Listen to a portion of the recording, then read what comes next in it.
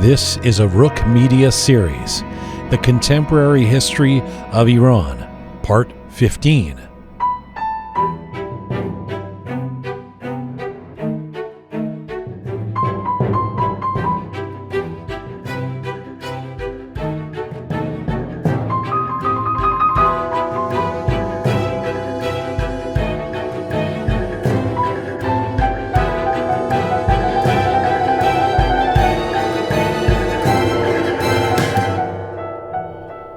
Hi there, and welcome to the Contemporary History of Iran, a series from Roqe Media. This is Part 15, the 1999 Student Uprising. I'm Jian Ghomeshi. Our aim with this series is to explore the events, personalities, and issues that have shaped modern Iran. We want to do this as much as possible through a non-traditional lens, through snapshots of change, and using alternative voices or angles. This series is mostly in English and will feature a new episode posted every Thursday across our Roqe Media platforms. We will post subtitled excerpts with Farsi Zirnavis on our YouTube and Instagram sites. We are coming to you on roqemedia.com. It is there that you can link to all of our platforms, and we invite you to check out parts 1 through 14 of this series that are already posted. To become a sponsor or patron of Roqe Media, please contact us through our website. The Contemporary History of Iran is brought to you in part by Yazdani Law Group.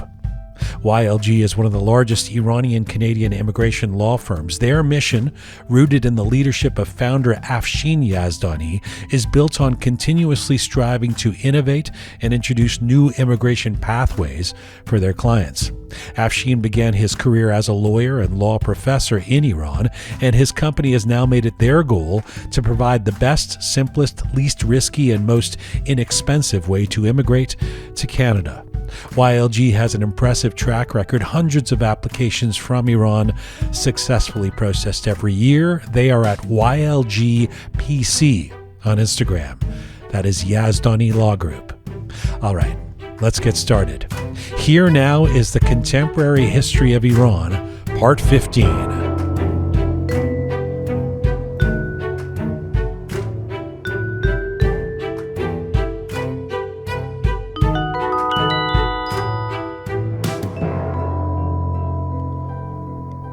Well, in looking at the contemporary history of Iran each week in this series, we want to not only focus on historical events that reach back to, say, the constitutional revolution of the early 20th century, but more recent moments as well, the kind that linger in the first-hand memories of Iranians around the world. On this episode, an event from just over 2 decades ago that shook Iran, rattling a nascent reform movement and displaying and reconfirming the unbounded use of repression by the leaders of the Islamic Republic.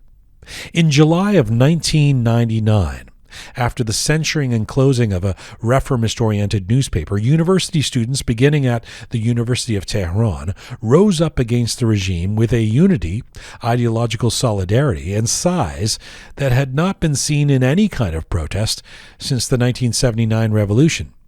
The Student Uprising has been called Iran's Tiananmen Square, but the immediate backlash by the state was ferocious, violent, and horrific.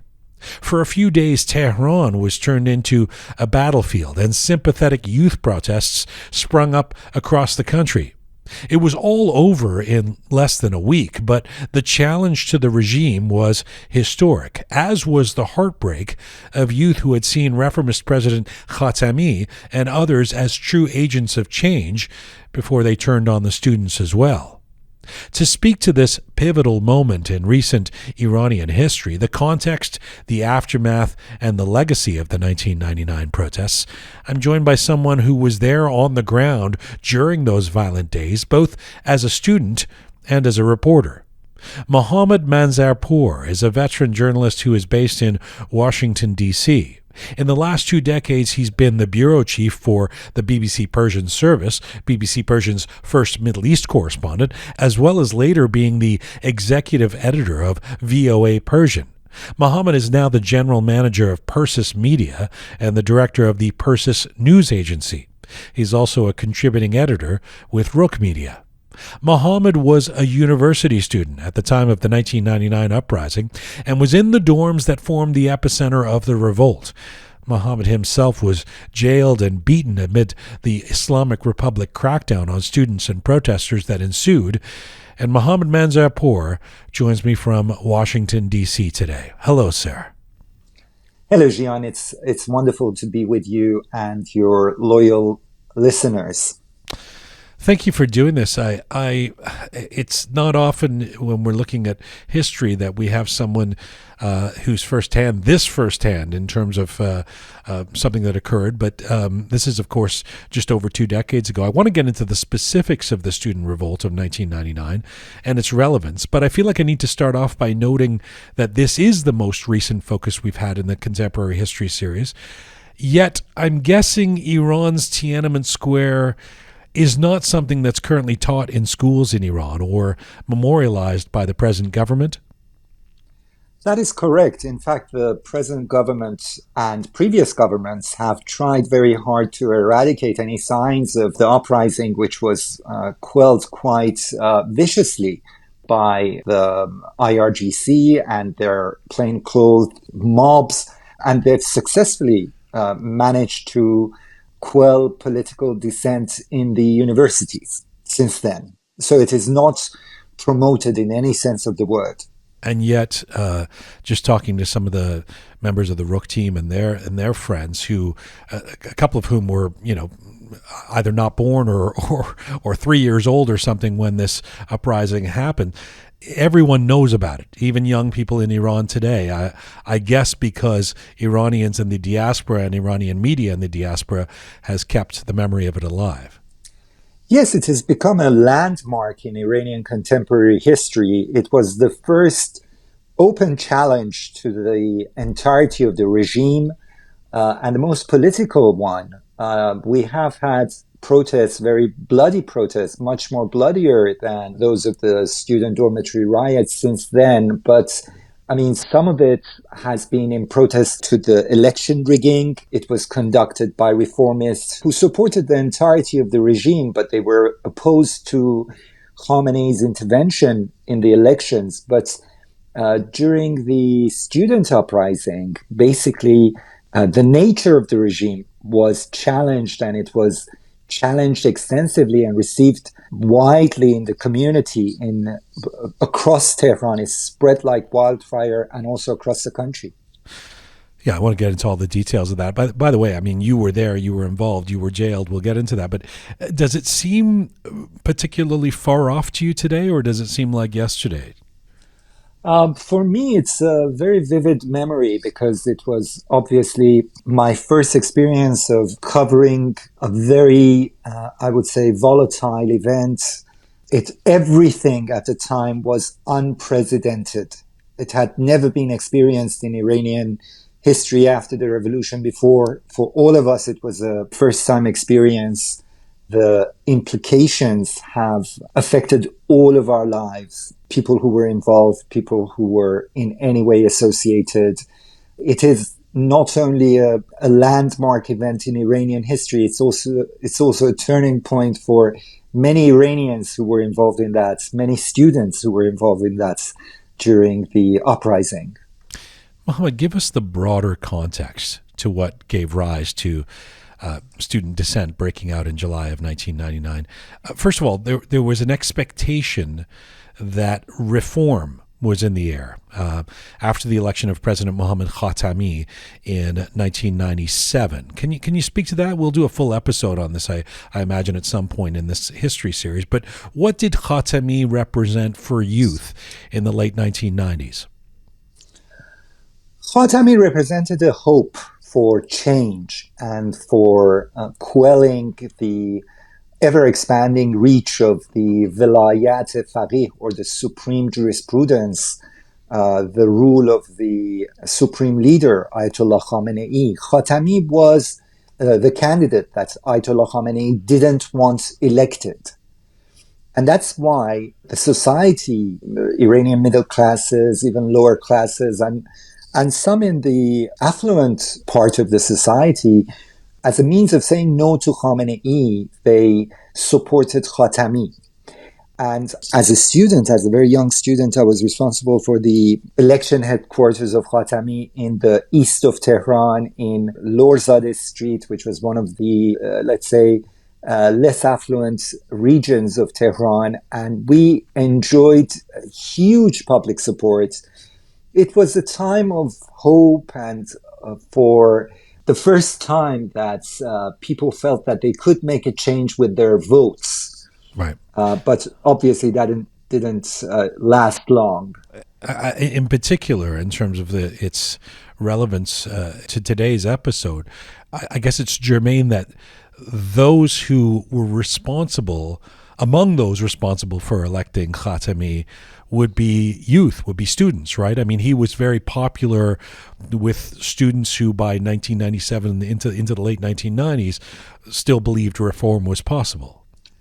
Absolutely. The way that the election campaign for Mr. Khatami was conducted, there were organized parties like reformist parties like the Executives of Construction Party, which were like the new right of the Iranian political spectrum. There were Mujahideen Enqilab Islami, or the Mujahideen of the Islamic Revolution. They were the traditional left wing of the reform movement. And then there were headquarters set up by the student movement, one of which was my headquarter.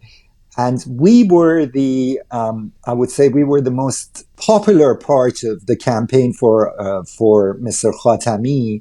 We were, of course, very limited in our resources in terms of money and, flyers and everything, which we relied on the Executives of Construction Party for those material that we needed. But in terms of the huge ratio of independent, basically election headquarters set up for Mohammad Khatami at the time were student organized offices, Right.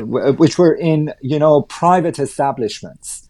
For example, our headquarters was in a textile store, which was set alight by the paramilitary mobilization force of IRGC. They set fire to the office, but we survived. And so there was huge hope. I think it was the pivotal point of hope in contemporary Iranian history. In terms of the precipitant, the direct precipitant for the uprising of 1999, which by the way is called Hijdatir, or what? Yes, what do you? yes. Yeah, it's the closing, it's the repression of this reformist newspaper, Salam. I want to get into that, but again, to provide some context. After Khatami is elected, at least for a brief period, there's a new press freedom in Iran, right? That is very true. That was the most visible sign of change in Iran. Suddenly, all newspaper kiosks were full of new newspapers, which were very radical, very open in their criticism of different aspects of governance in Iran. Many topics which were considered taboo before then were being openly discussed. And people were buying. I mean, Iranians nowadays don't read much newspapers, but at the time, people were buying 3 or 4 different newspapers to quell their thirst for information in that never repeated part of post-revolution history where information became readily available. What can you tell us about this reformist newspaper called Salam? What was its mission? Salam actually belonged to Mousavi Khomeini, who was a left-wing Iranian political activist, and he personally belonged to the, let's say, leftist Islamist part of the regime, in a sense.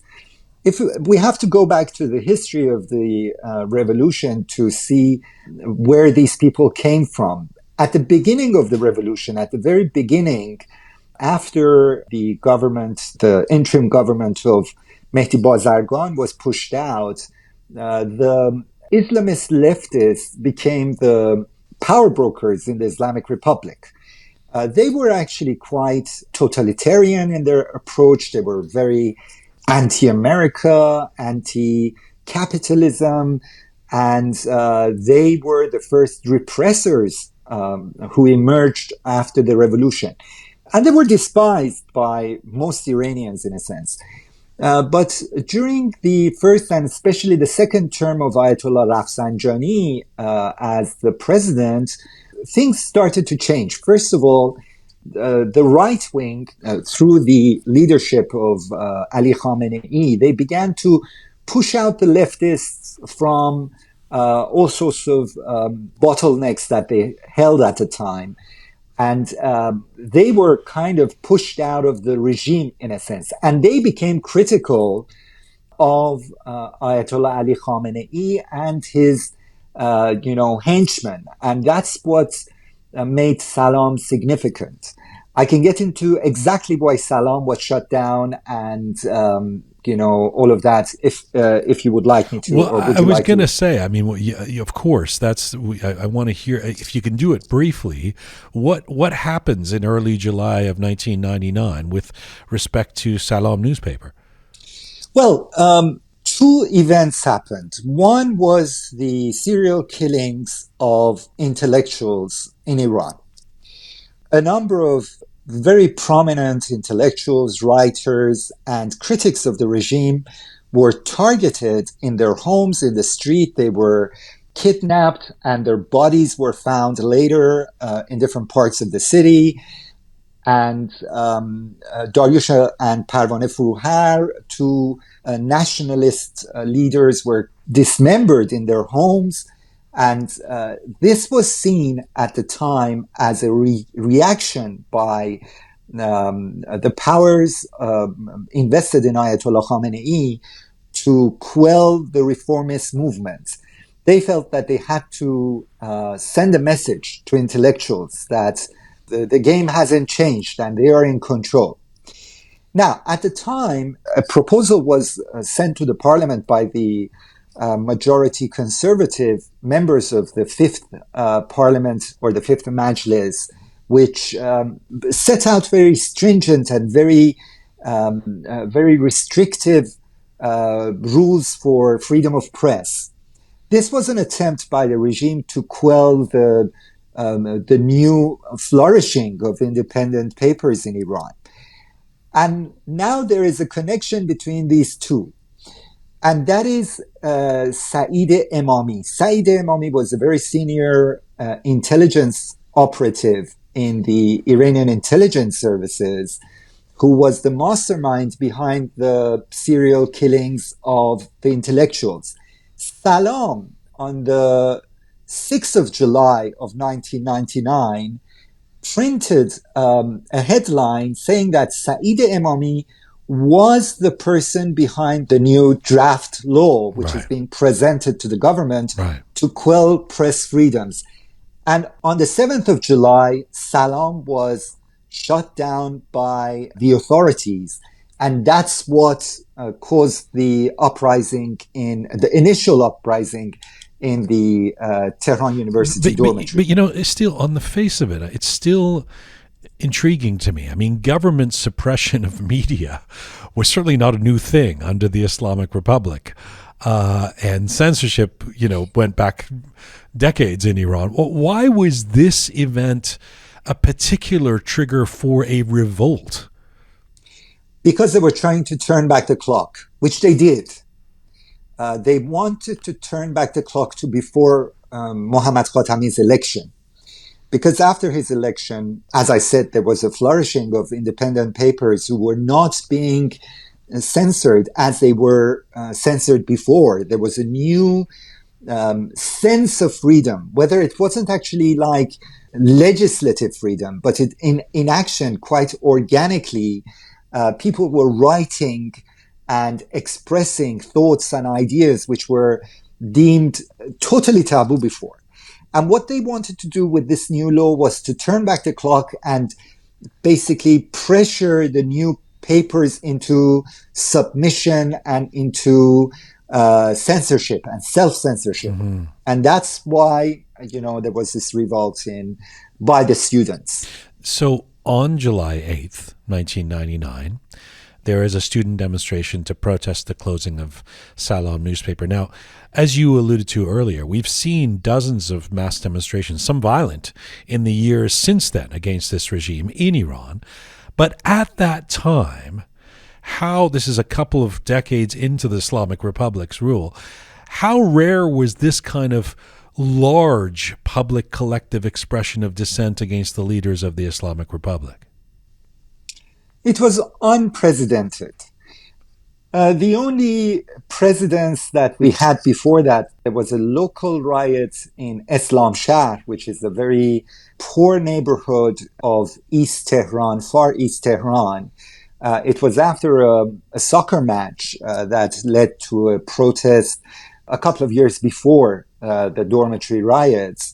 That was probably the first ever public protests against the regime, where people from Islamshahr came to Tehran and set fire to Ayatollah Khomeini's massive billboards and Ayatollah Khamenei's billboards, and but it wasn't very much political. It was a spontaneous uprising against the regime. It wasn't political. It wasn't, intellectual in a sense. It was very grassroots and from a very poor neighborhood in Tehran. But the events that unfolded in the universities were extremely political. So it was unprecedented before then. What was at least on that day, on July 8th, when the demonstrations begin, what was the goal of the demonstrators?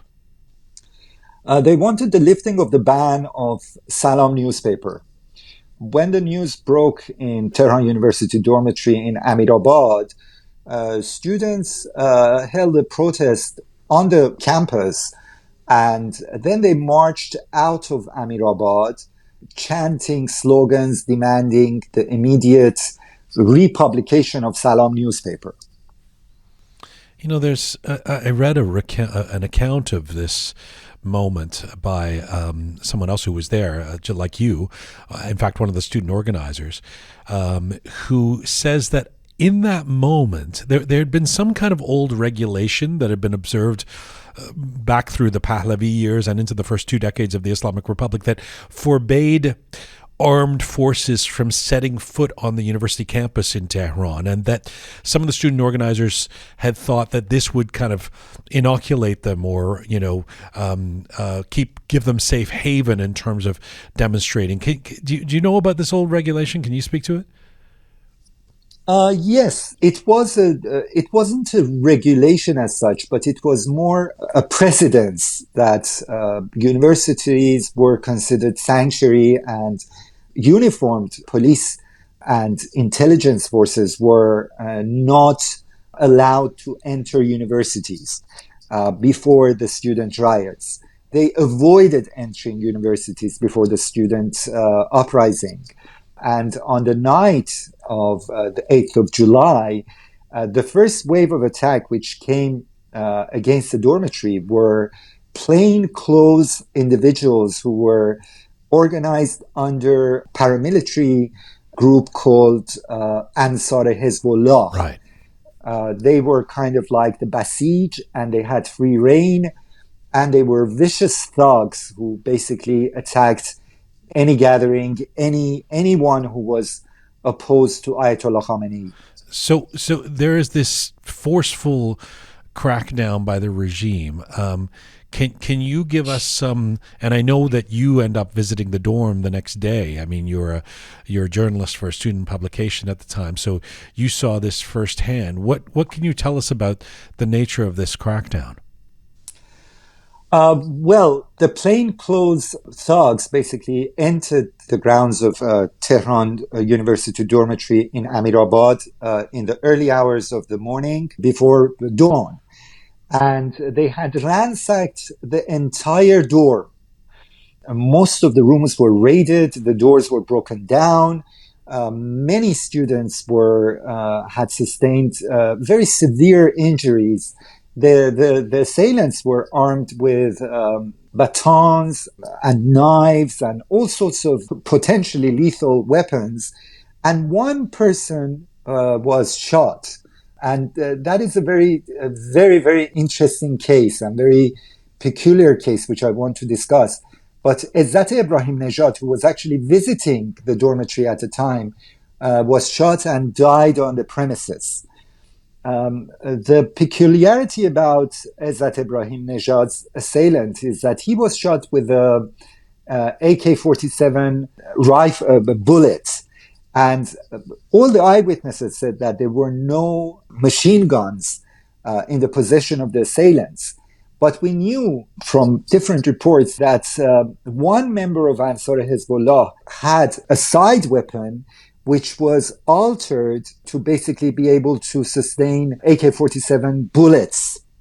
And he was Masoud Dehnamaki, a very prominent member of the Ansar Hezbollah, who later became a director in the Islamic Republic and has made countless worthless movies afterwards.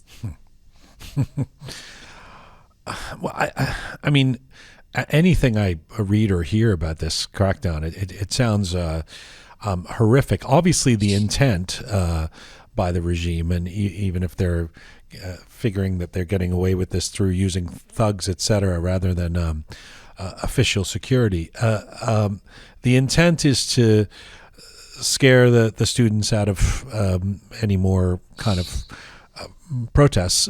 It has the opposite effect, at least in the immediate. And this massive and violent response of the regime ends up creating more protests, and the protests spreading, in fact, across Iran. Explain what happens in the next day or two after this crackdown at Tehran University.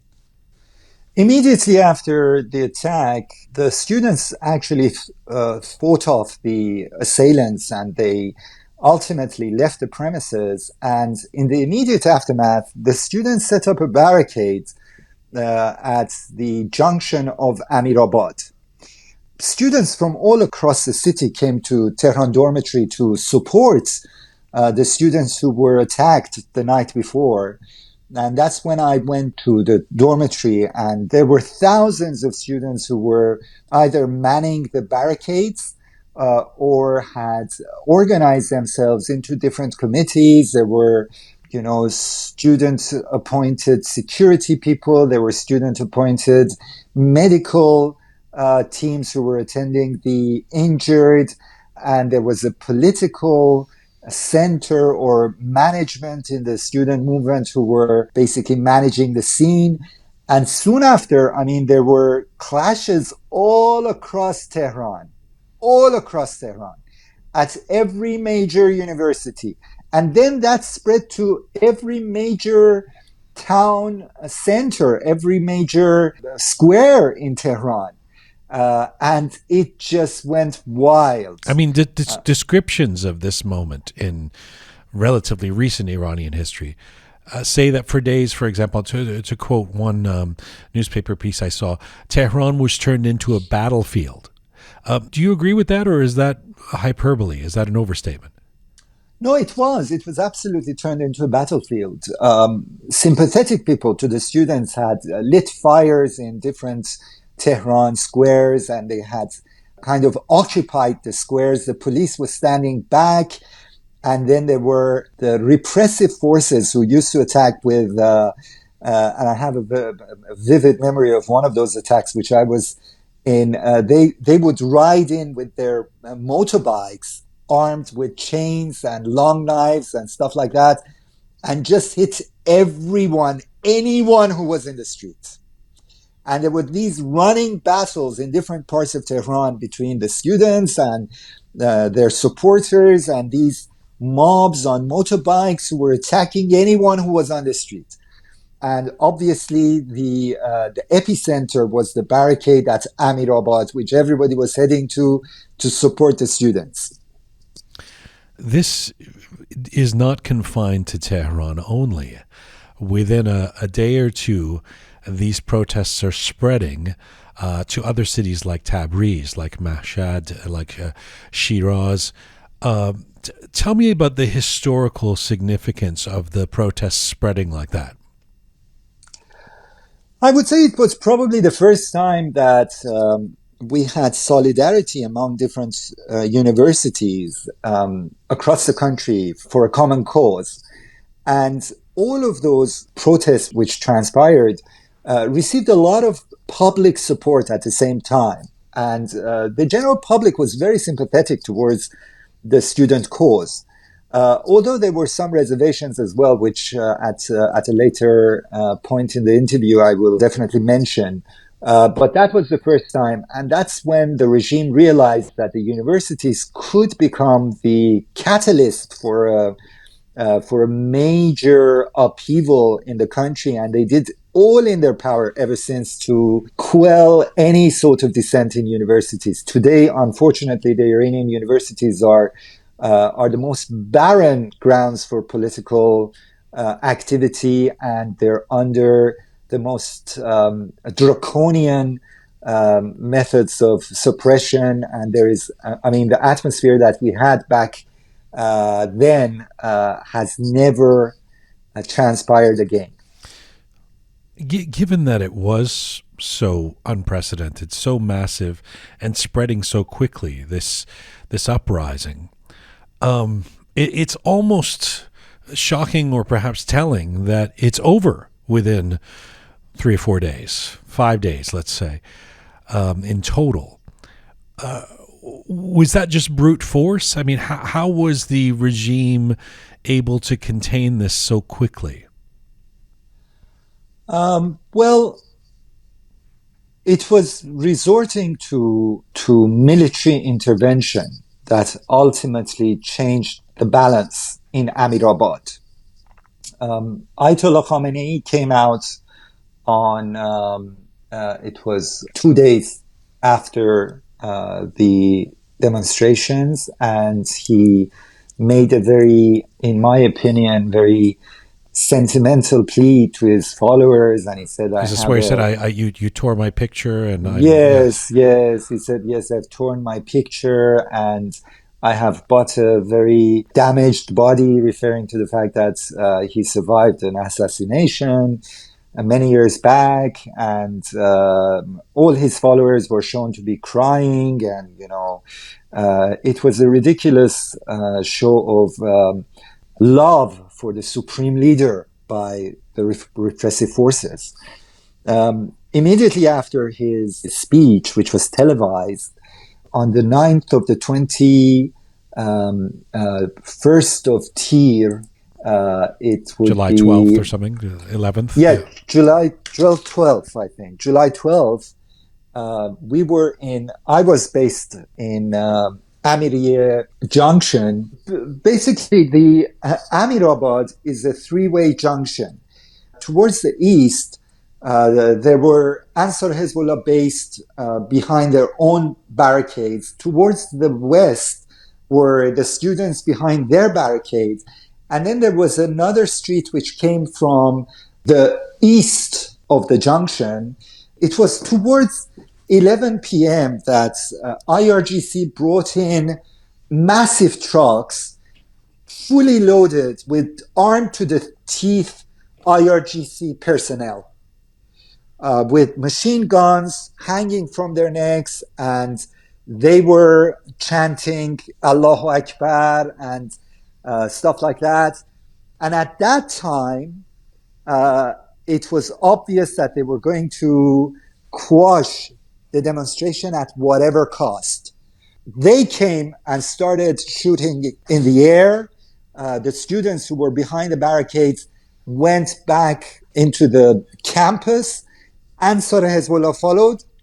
There was another attack on the dormitory, and then hundreds of people were arrested, both inside the dormitory and in the adjacent roads which led to Amirabad and all across the city.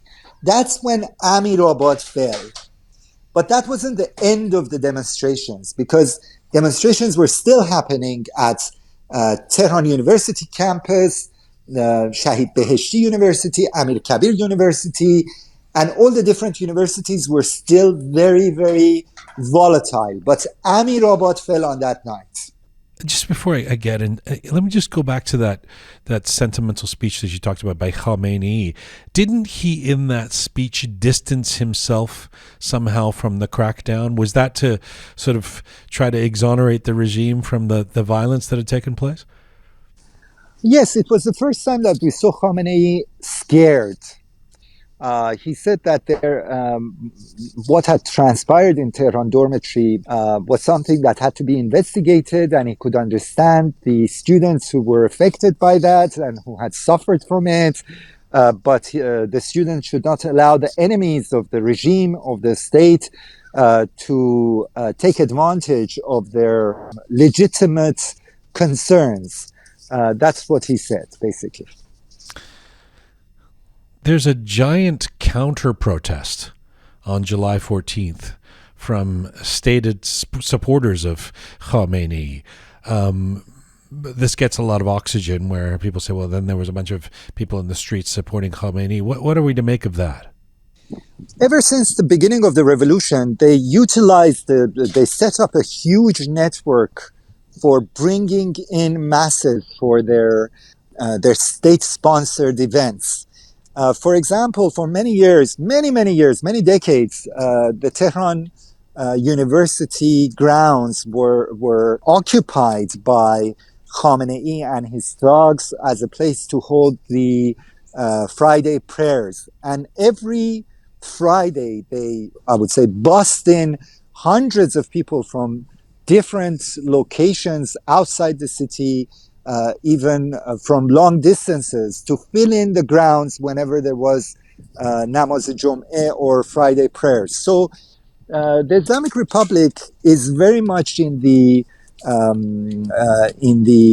self-promotion business in terms of keeping up appearances. And on that day, there are hundreds of pictures that show that, without doubt, more than 5,000 buses were brought into the city from different parts of the country to basically stage those demonstrations, because it was a matter of image for the regime to show that they were still popular. So I'd be remiss if I didn't ask you about your own personal plight in those crazy days, those 5 days. You end up being picked up off the street and then jailed, and it sounds like a terribly harrowing experience. Can you explain what happened to you and why you were picked up on the street? Yes. Obviously, I mean, I was covering the event for Pek Azadi bi-weekly student publication at the time, and we ran a huge headline and center spread piece, which was titled "Tehran University Cried," referring to the attack on the university. So the security forces were aware of basically what I was writing for the paper. And then there were events which transpired during the siege on the dormitory, which I later learned that were reported to the security forces. One incident was on the first day that I went to the dormitory. It was the day after the initial attack. And I was just basically making notes and stuff for the paper. And then I noticed that among the student-appointed security people, there was a guy who I knew from former altercations, who was a member of the local Basij or the IRGC mobilization force in my neighborhood in Darwaze Shemiran. And I knew that he wasn't a student. I knew he was a Basiji agent. So I went to one of the student leaders at the time, very prominent person, and I said, look, this chap over there with a security band on his arm is actually a Basiji agent. And that person told me, "Who are you talking about? I don't know which one you're talking about." And he asked me to go and stand next to him and raise my hand so that he could recognize the person I was referring to. I know this is totally counter to any standard procedure for reporters in any event like this, but at the time, I was very sympathetic to the student movement, so Right. I did this rather risky and idiotic act, and I went and stood next to the guy and raised my hands. Still, he was not removed from his post by the person I was reporting him to.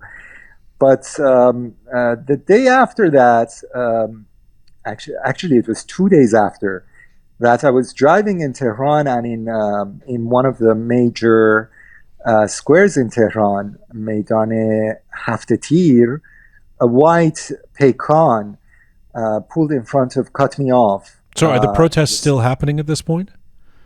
No, the official protests were over. Okay. A white Paykan cut across my line of driving, the line I was driving in. They stopped my vehicle and they pulled me out of the car and they shoved me in the back seat. They pulled a black bag over my head and pushed my head down behind the seat. And I was taken to an unknown location, which I later found out was a Comite base in a part of Tehran. For the first day and a half, nobody questioned me. I was handcuffed on a metal chair, and my cuffs were behind my back, behind the back of the seat. And on different intervals, people would come in who I didn't know who they were, and they would just beat me up. No questions asked at all. Just beating,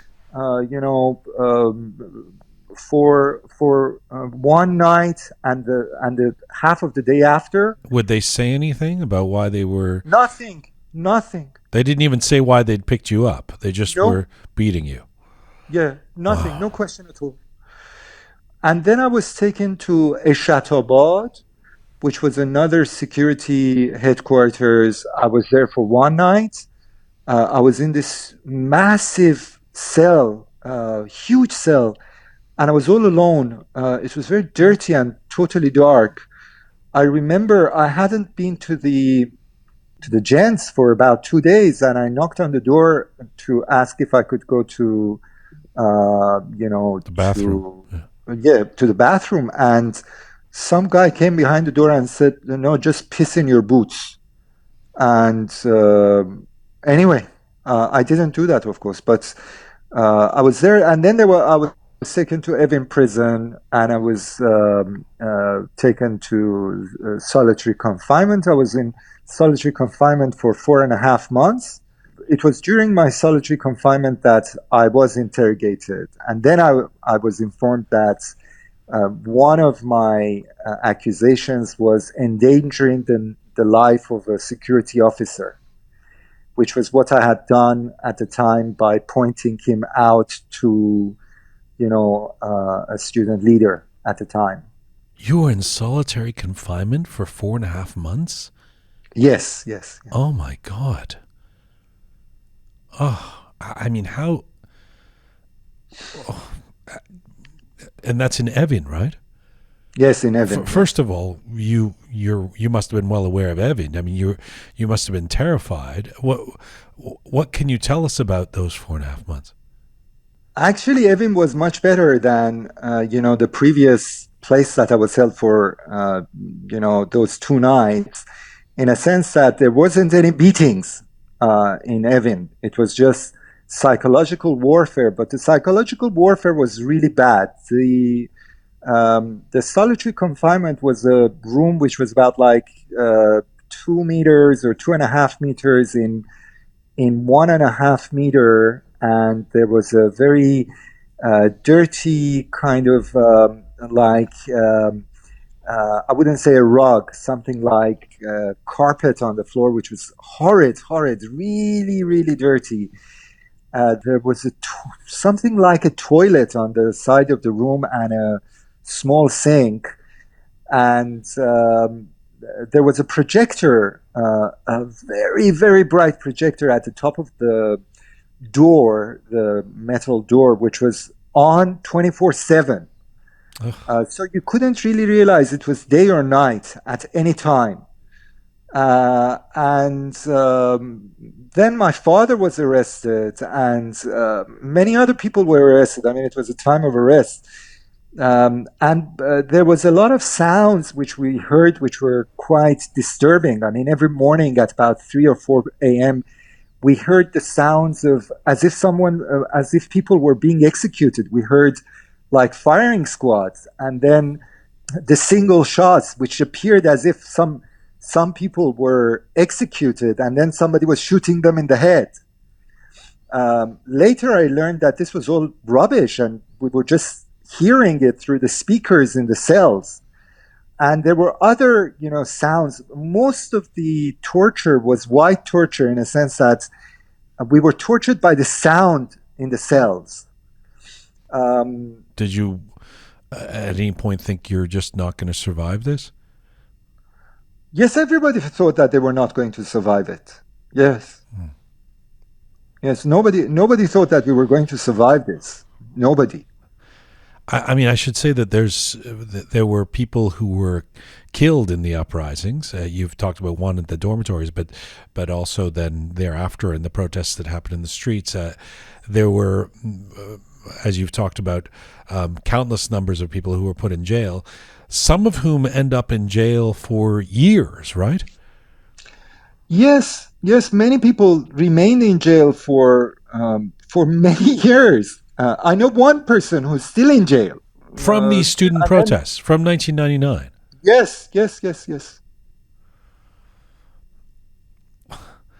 There's a law that gets passed in the aftermath of the uprising by the regime called the thought crime law.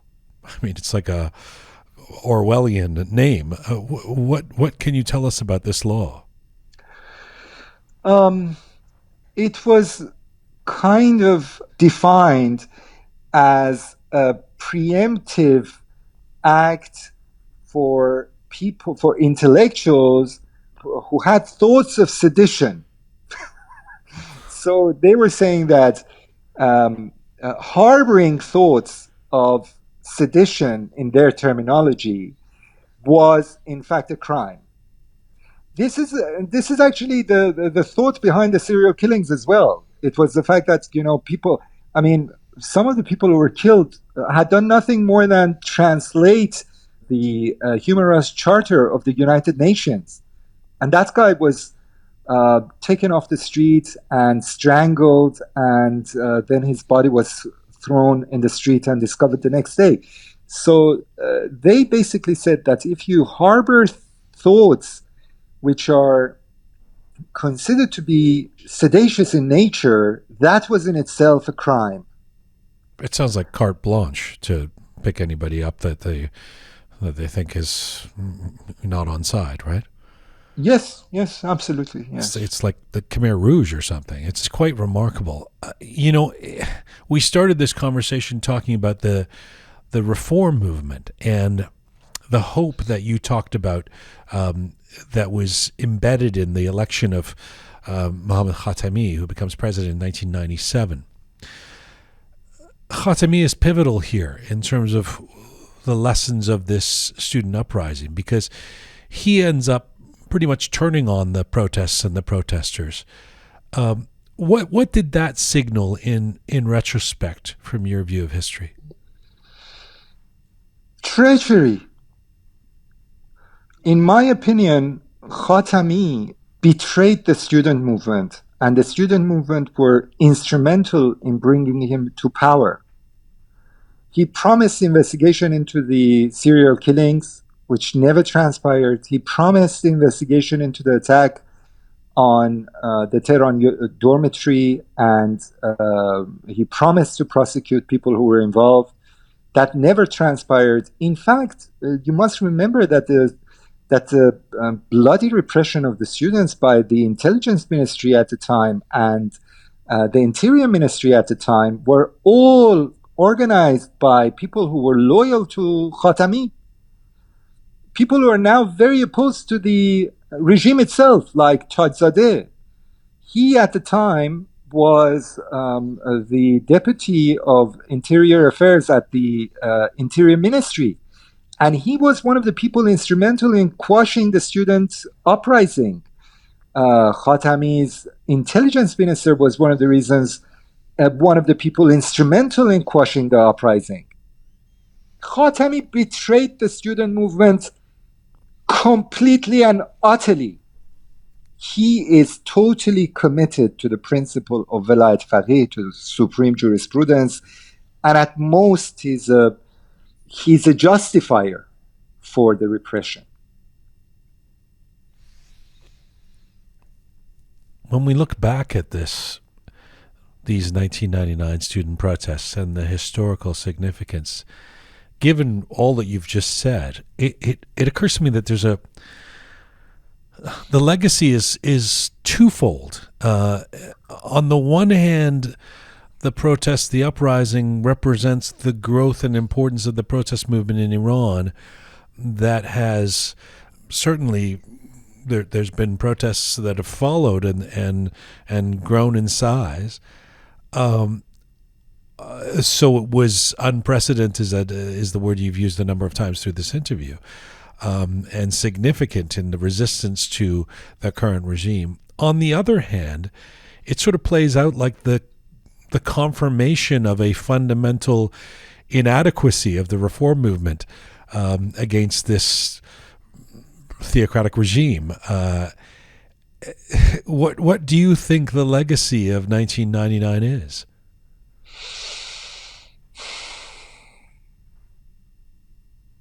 For me, the legacy is open wounds. Personally, I think I'm scarred for life by the betrayal, the defeat. But I think the legacy in the long term, historically, is of the universities being the forebearers, the students being the avant-garde of the national struggle against the regime. I think that's something that we should cherish historically, and it is promising in a sense that even under such a repressive and brutal regime, a bunch of students from all across the country, and remember the Tehran dormitory were students who were not from Tehran. People who were from Tehran went to their parents' houses after the classes. The dormitory were students from all across the country, from the farthest reach of the country. And they stood up to a regime that they had no chance in overthrowing, but they did it anyway. And they did it until the last second that they could do it physically. So I think it's something that we should be proud of. But personally, as I said, it just feeds my hatred of the entire regime, always and constantly, right. Which is rather sad. I guess it's understandable that we can't ask you to be entirely objective about an event that leads you to 4.5 months in solitary confinement. I think anyone listening can appreciate that. Where have the student organizers and those who were directly involved, for the most part, I mean, you don't have to go through an entire list, but I mean, where have they all ended up 20 years hence? Well, the student movement was systematically dismantled by, in fact, the reformists. They started making divisions among the Office of Fostering Unity. They started to support other factions within the movement. And the people actually who were on the ground during the protests were all imprisoned and then deprived of social They have this verdict in the Revolutionary Court, which deprives you of your social and civil rights. So you cannot work, you cannot be employed anywhere, you cannot do anything, you cannot write anywhere. And many of the leaders, some of them left the country, who are now residing in Washington and other places.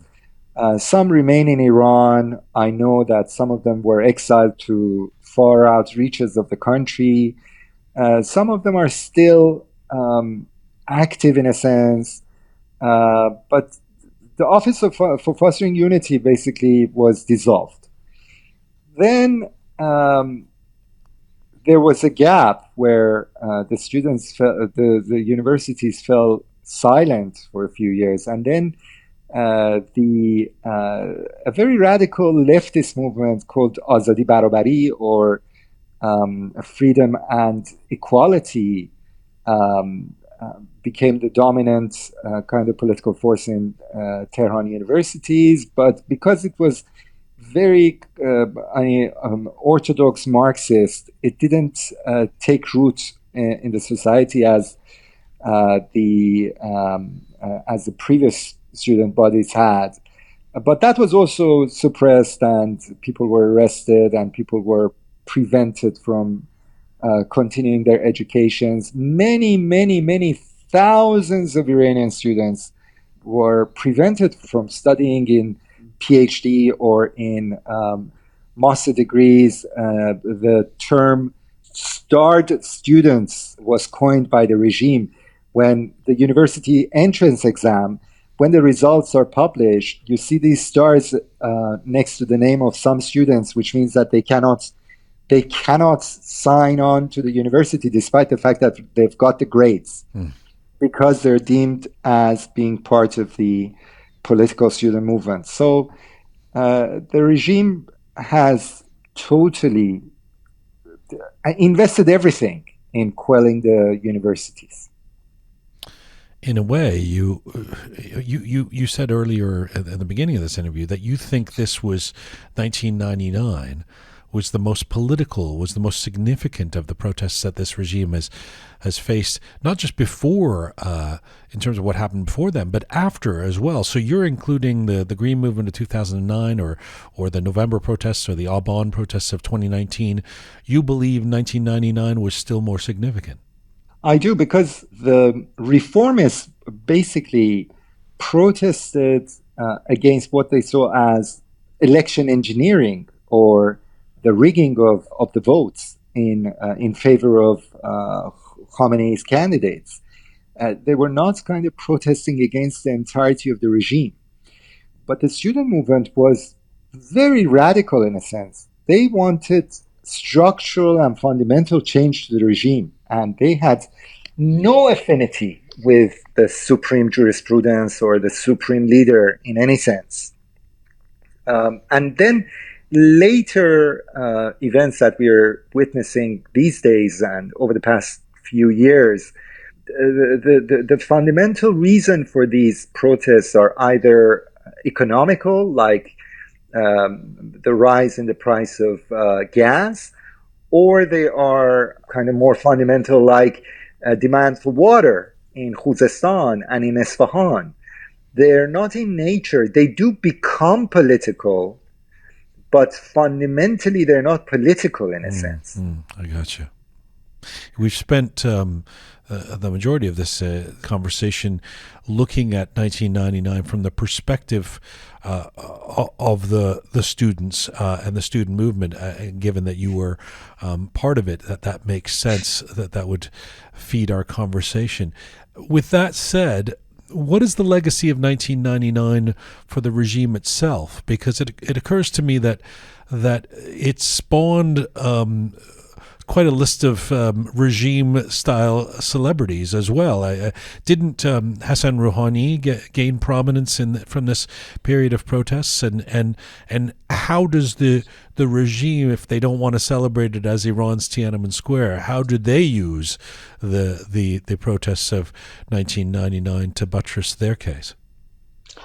The reformists traded their credentials for quelling the student movement to gain trust of Ayatollah Khamenei, and they were rewarded for it. They always said that the students were radical, and we managed to suppress them, we managed to dismantle them, and this shows that the regime has to negotiate with us. They basically saw the student movement as a tool of showing their commitment, their loyalty to the regime.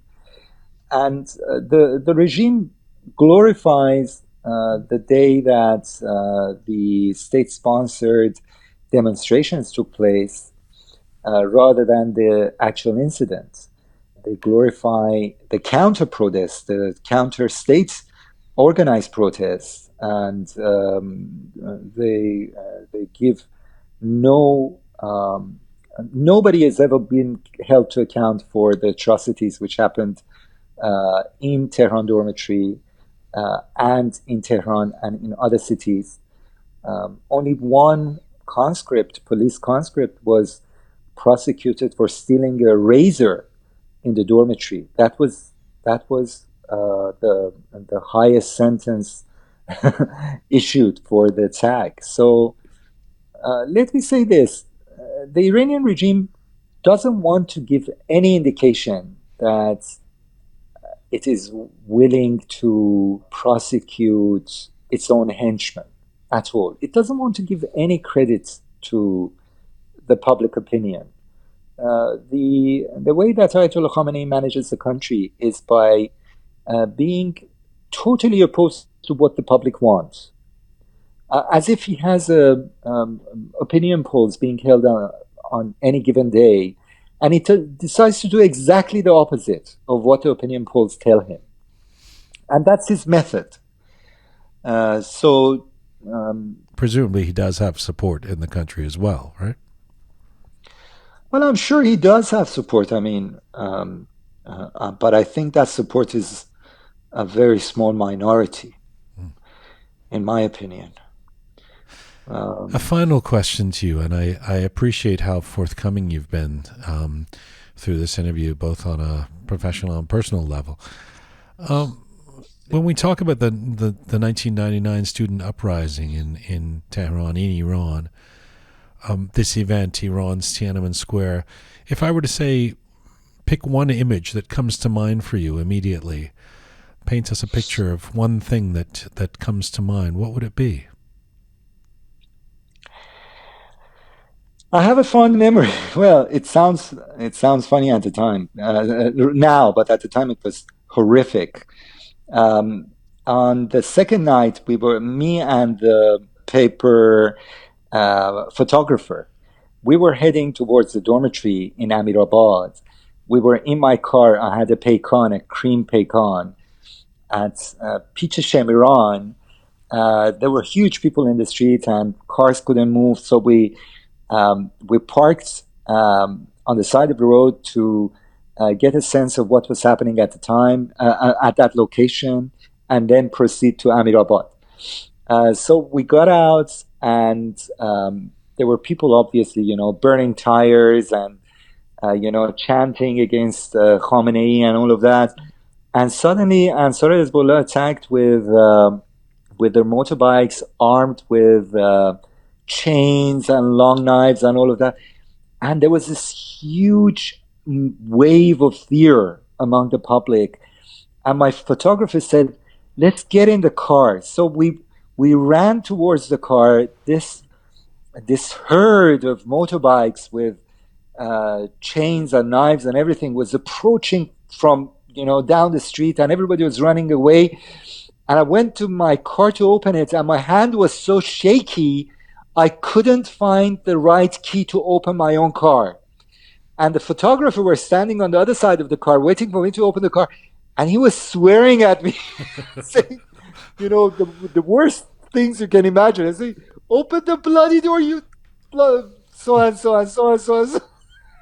Anyway, just, I would say honestly, like 10 seconds before the horde of motorbikes reached us, I managed to get in the car and open its door, and I jumped in the car. And they kind of whizzed by our side, and they were just hitting people and knocking them down, and with no respect to life or anything. So that's one of the Amazing, isn't it?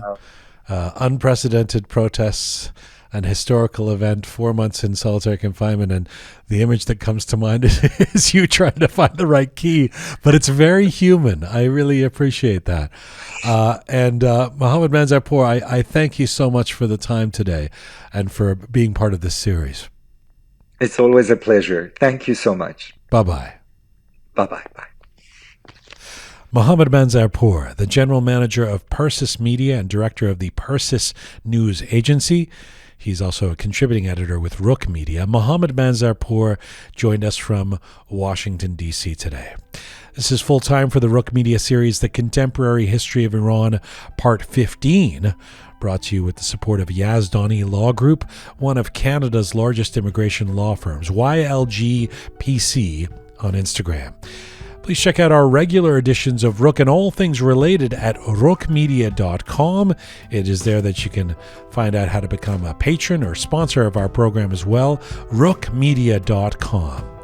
Thanks to the amazing team who make this series happen. Talented Anahita, Super Parisa, Ponta the artist, Savvy Roham, Ahay Mehrdad, the fabulous Keon, Captain Reza, and Groovy Shaya. Thank you to all of you out there for supporting us and sharing our content. Please subscribe if you have not done so already. You can find me on Instagram at Jian Ghomeshi. And as ever, Mizun Bashin.